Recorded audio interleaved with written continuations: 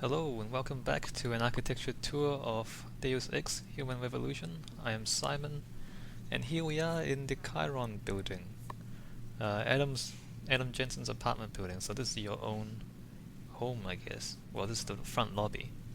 So the first thing we can see, a little bit of smoke.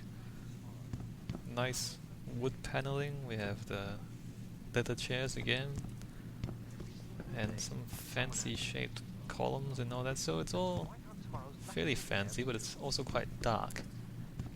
And there's also a lot of, well,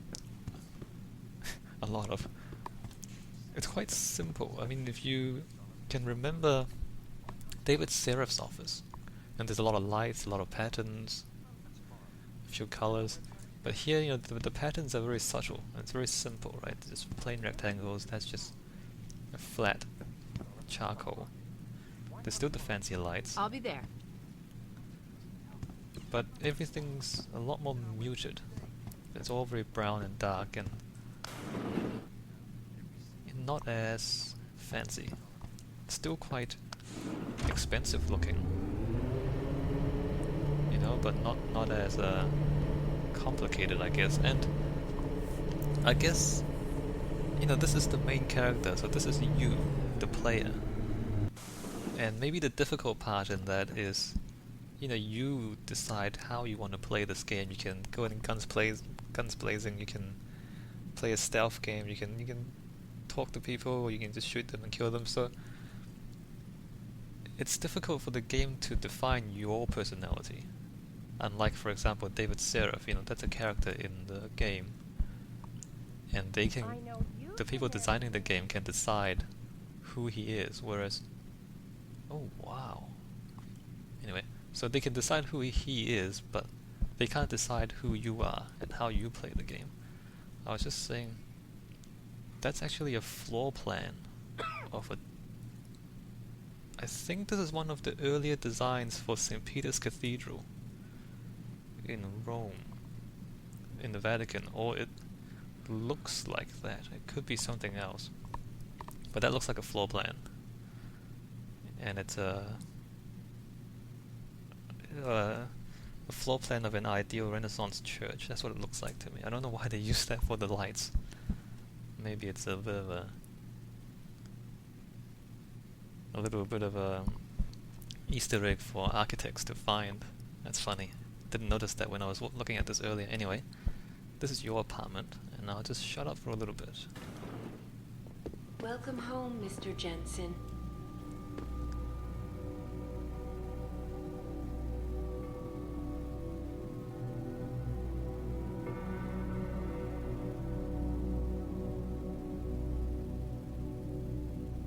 That's nice. Yeah, no, that's nice. So obviously that's scripted. Obviously that's on purpose. You walk through the door, the blinds open, and the light streams in. And that's obviously a set piece, right? So here you walk down into your apartment, and I think that's significant. You know, walking down, you come back home and you relax. I think that's what it's meant to allow you to do, and you know, you can see the outside world through the windows, and occasionally birds will fly past, which looks pretty good. So we do have the fancy lights, but again, see, the walls are mostly blank. There's not, you know, there's not a lot of complications and not a lot of detail, and I guess maybe it's like a blank slate for you to project your own character onto the main character of the game which you're controlling. I guess they don't tell you very much. They do have this stuff though. There's like gears and parts and wrong button. This stuff. They're like plans for various machines and ships and what is that? I don't even. Is it a train? Yeah, I think it's a train. Plans and this ebook here, if I can find it. Advanced clock building. So, you know, at first I couldn't quite figure out why Adam Jensen would be a clock builder, or why he would be interested in machines. Well, machines I guess that's, you know, part of the theme of the story, but this is not quite the high-tech stuff. This is kind of low-tech. Ah, there's a picture there. And he's got various things like telescopes and all that. And I've thought about it for a bit. I think it's meant to symbolize him trying to put the pieces together. You know, the pieces of the puzzle of this game. I mean, there's a whole conspiracy thing going on in this game, and I guess this symbolizes his role as the guy who puts all the pieces together and figures out the secrets, figures out the truth, and then solves the problem. Anyway, that's my interpretation of the clock stuff. Maybe you have another idea? I mean, I'd be interested to hear, because I'm not entirely sure what it means. And that's really the only thing in his apartment that actually says anything about the character. Everything else is quite simple. I mean, there's that, living with your cybernetic prosthetic. I don't know if you can read that on the video on YouTube because of the quality issues. So his bed, he doesn't make his bed. And his mirror, he smashed his mirror. Not sure why, a bit of anger issues, Adam Jensen. But, you know, all in all, there's a lot less clues as to who he is. I mean, once again, because he's you, so you decide who you are. If you remember David Seraph's office, you know, the clues there were a lot more obvious, and then the whole room basically were filled with hints about his character. Whereas here, there's only the clock, the broken mirror, and maybe magic gnome, crunchy pirate. So it's funny cereal boxes, which don't really fit with the decor. And maybe that's another thing too. Yeah, he didn't choose this apartment. Seraph Industries gave him this apartment. Maybe he doesn't quite fit in. You know, he eats funny cereal. Whereas this apartment is quite fancy. And, well, that's his apartment. I mean, it's a pretty short video if I stop it here. Re-establishing security system. See you soon, Mr. Jensen. Oh, wait. That voice. Ooh, okay, I won't. Yeah, that voice. That would be a spoiler if I say anything about that voice, so I don't know, I might have spoiled it already. You might recognize the voice now. I didn't notice that before.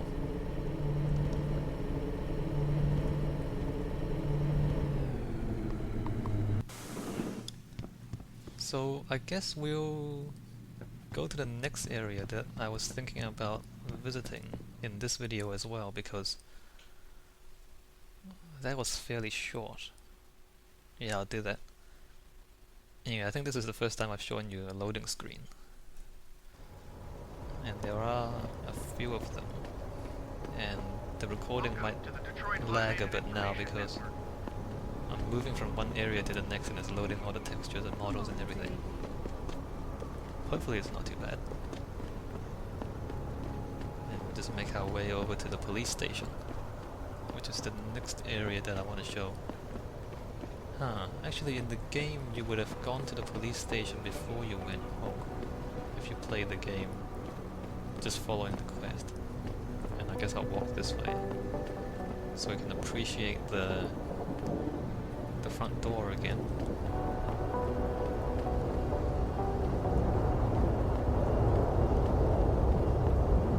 Police 87, huh?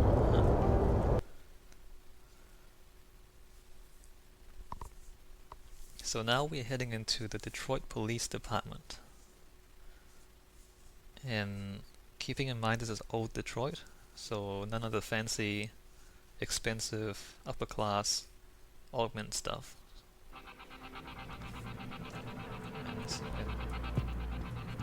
And turn off the TV so Hey, how are you? get the noise.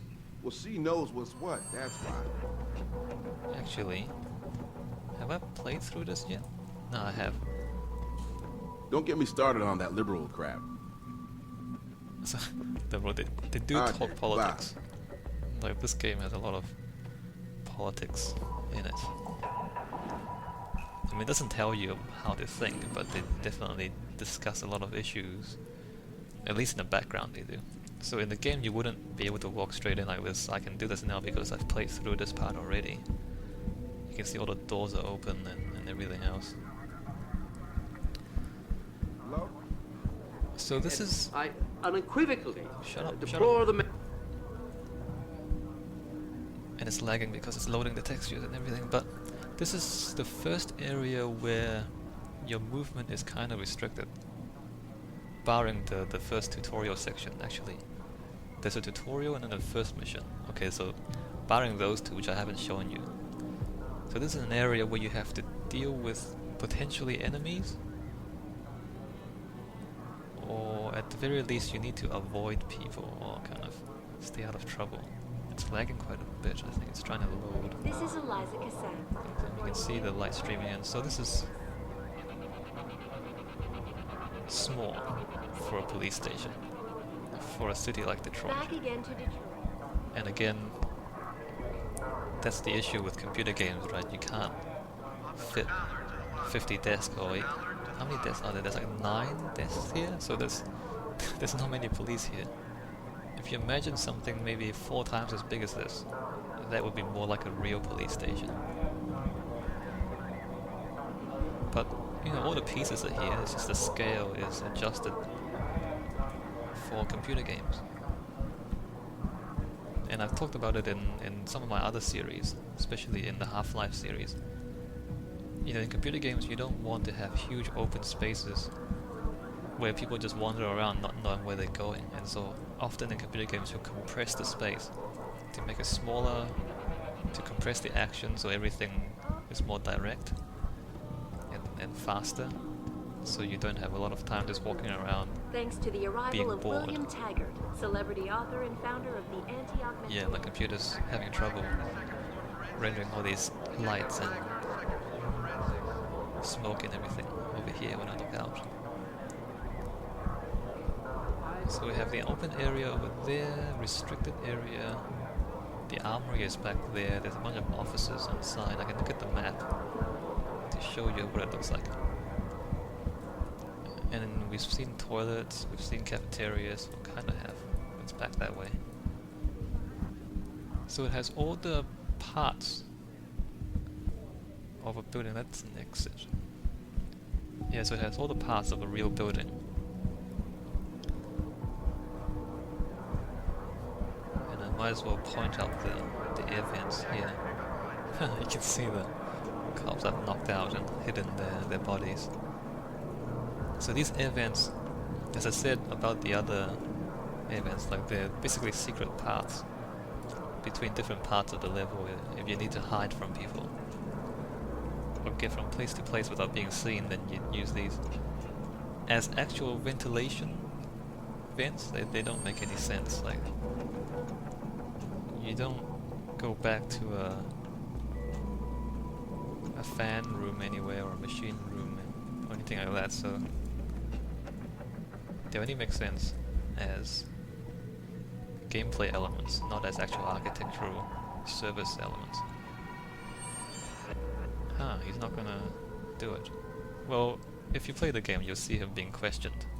Basically, they brought someone in and they're trying to get him to talk, and it's kind of funny.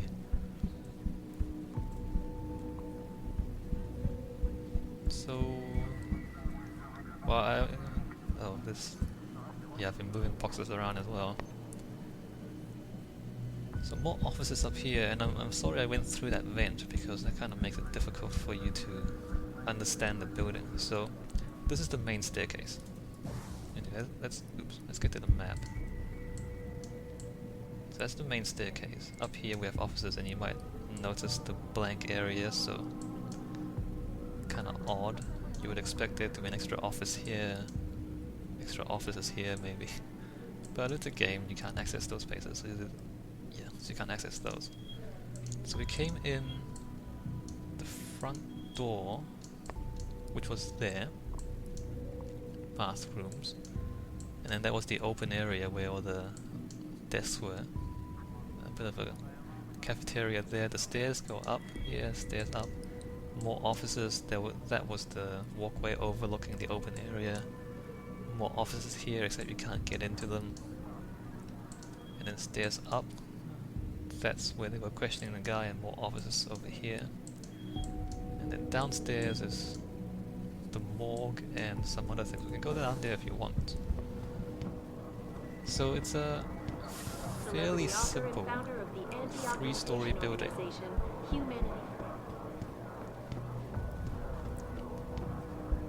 With one single staircase leading up and down.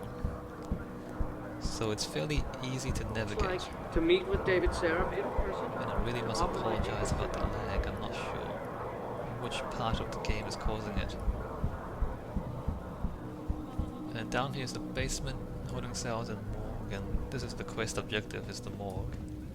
Let's try not to spoil too much.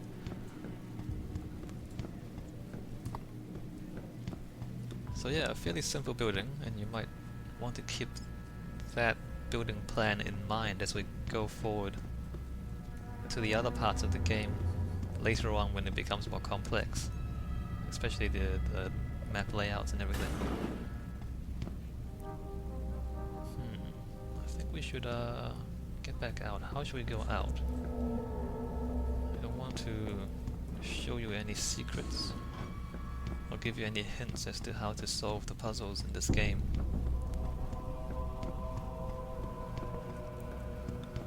Well, let's do all of the auxiliary areas of Detroit in this part of the video.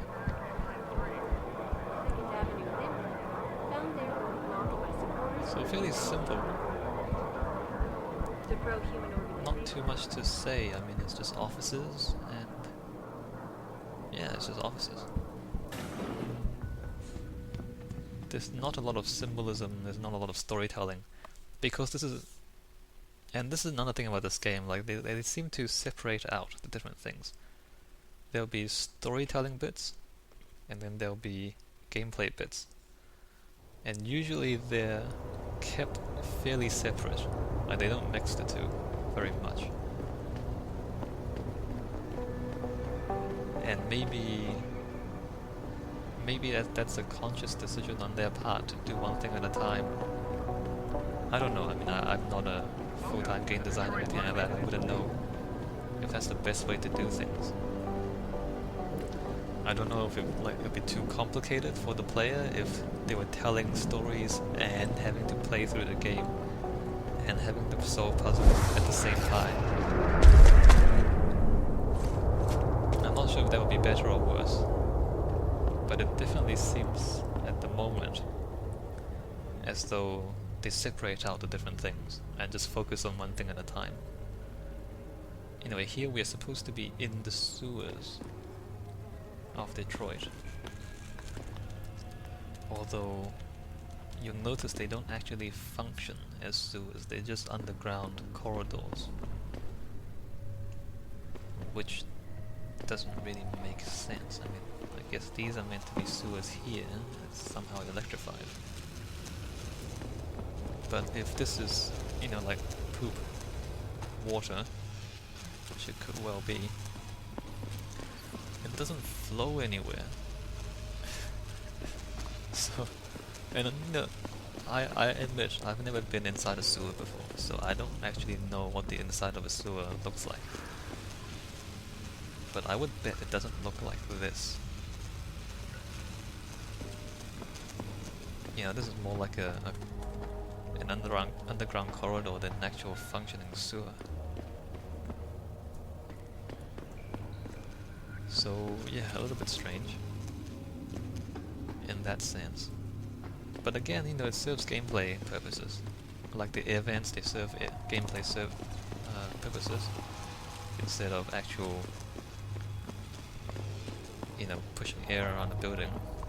They actually put into the game for you to move between places.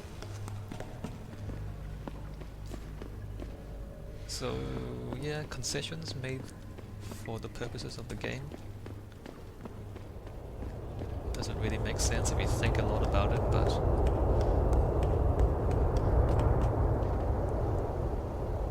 as a part of the game, it functions. So the last bit is Derelict Row, or the or the beer brewery, or whatever that building is meant to be, and that's another area where it's geared towards gameplay and doesn't really make that much sense if you try to understand it as a brewery or a factory or anything like that. So you just stop it and let the game load assets. So Cow's Beer Brewery. So supposedly that's the front door. A loading area for containers and all that. So yeah, this is meant to be the front door. For some reason you come into corridors like this. That's the loading area, a lot of bodies, DRB gang members.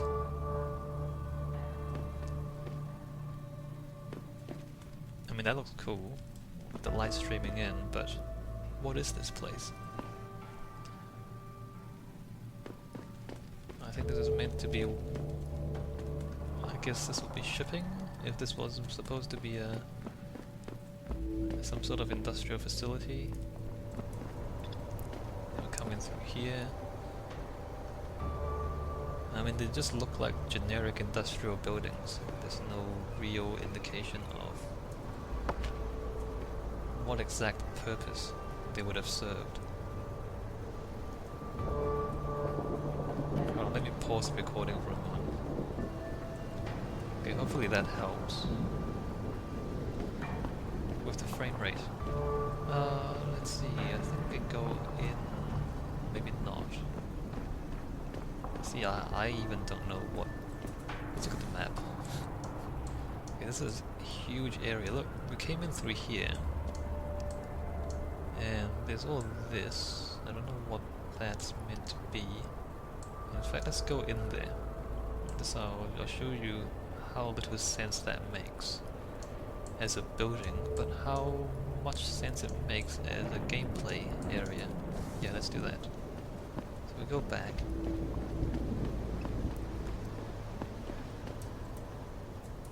And come through this door.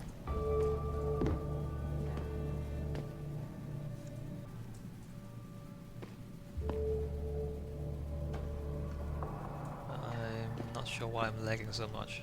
I'm sorry about that. Alright, let's keep going. So here you can see two paths, stairs, a lot of cover, and you can hide behind cover like this. You can sneak around if you want, if you don't want to just run in guns blazing. We have a storage area, or so it seems. We walk down this way, there's kind of barrels and other things. I don't actually know, it's not a storage area, because the shape of it is not very efficient for storage. I mean, if you imagine a warehouse, it's just basically a big rectangular open space. This space is not open enough to serve as a storage area. But there is a lot of storage type things in here, like these pallets and everything else, and shelves. You come this way and there's stairs again, so if you were to put these barrels down here for storage, how do you get them back out when there's stairs at both ends and there's no exit here? I mean, this is just a dead end for no reason, and there's no exits anywhere. You know what I'm trying to say? Like, how do you get these crates down here? I mean, down to the stairs, I guess, but why would you do that? Why would you have a space like this? So it doesn't make sense if you try to think about it as a functioning building. But obviously all these stairs and all these funny shaped rooms and everything, it provides a lot of cover, and these guys are trying to stop you from sneaking around their hideout, so part of the gameplay is getting past them, and so it serves the function of the gameplay, but not really much else. a lot of broken buildings. And there's never any indication of what this building was meant to be. It's kind of concrete pipes and boxes, but yeah, there's no machinery. There's no recognizable purpose for the building, I guess. So I mean, earlier when I said, you know, some parts of the game focus on storytelling, some parts of the game focus on just gameplay, this part is just gameplay. You know, they don't even try to come up with an excuse for what this building is meant to be for. It's just there. And I think this is about it. I can't think of anything else to say about Detroit at the moment.